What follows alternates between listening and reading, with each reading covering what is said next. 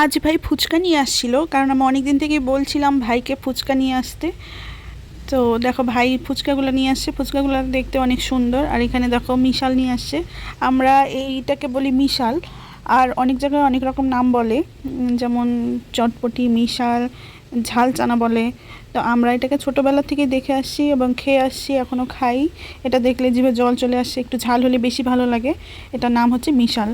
আর আমরা দুই ভাই বোন যতগুলো ফুচকা নিয়ে আসছিলো, অনেকগুলোই নিয়ে আসছিলো, কিন্তু সেখান থেকেই আমি বেশি খেয়েছি আর ও একটু কম খেয়েছে, কারণ ও একটু স্পিডটা কম ছিল, আমি একটু তাড়াতাড়ি করে বেশি বেশি করে খেয়ে নিয়েছিলাম।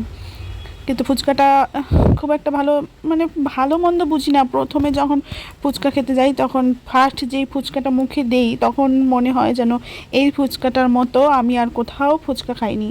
কারণ এই ফুচকাটা এত টেস্টি লাগে প্রথমের ফুচকাটা, কিন্তু পরে যখন মানে পেট ভরে যায় আর খাওয়ার ইচ্ছা করে না লাস্টের দিকে, তখন মনে হয় যে ফুচকা অত ভালো ছিল না, তার থেকে ওই যে ওই দিন খাইছিলাম না ওইটাই ভালো ছিল, এমন মনে হয়।